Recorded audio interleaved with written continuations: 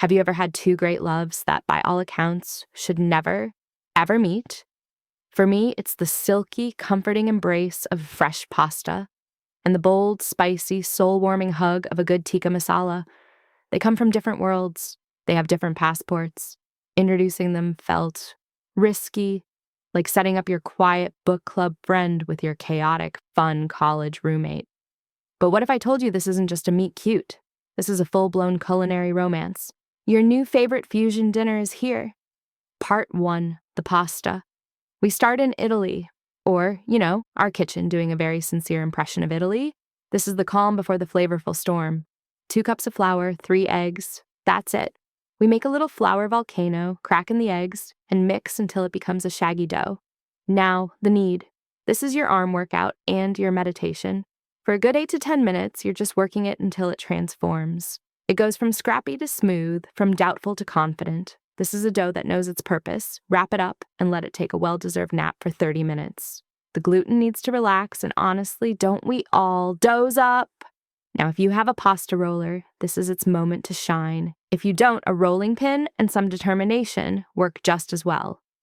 We're feeding this golden sheet through thinner and thinner until we can practically see our culinary ambitions through it. Then we cut. Fettuccine tonight. Beautiful, long ribbons, just begging for a sauce with personality. Part 2, the sauce. Okay, scene change. We're going to India via our spice cabinet.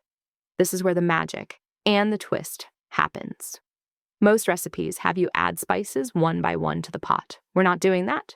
We're mixing our entire spice blend first. Garam masala, cumin, coriander, turmeric, smoked paprika. The whole gang gets acquainted in a little bowl. Why? 2 reasons. 1, it's foolproof. No fumbling with 10 jars while your garlic burns. And 2, this is the secret. We're going to bloom them all at once. Clarified butter, ghee in the pan, medium heat.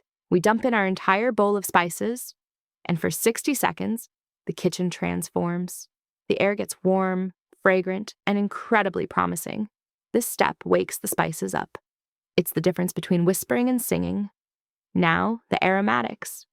In goes a finely chopped onion, sweating until it's soft and sweet. Then, the dynamic duo. A mountain of grated garlic and ginger. Their job is to build the foundation. Tomato paste goes in next. We cook it for a minute to kiss off that raw, tinny taste. Then, crushed tomatoes. Let that simmer for 5 minutes. It's getting darker, richer, deeper. Part 3, the fusion. Here comes the velvet curtain. We reduce the heat to a gentle sigh and pour in a whole can of rich, full-fat coconut milk. Or heavy cream if you're feeling decadent. Stir and watch the color change from a fiery red to a glorious, creamy sunset orange. A splash of broth loosens it to the perfect saucy consistency. Let it simmer gently for 10 to 15 minutes. The flavors are getting to know each other. They're deciding they like each other. Finish with a handful of fresh, chopped cilantro. Bright, herbaceous, perfect. Part 4, the marriage.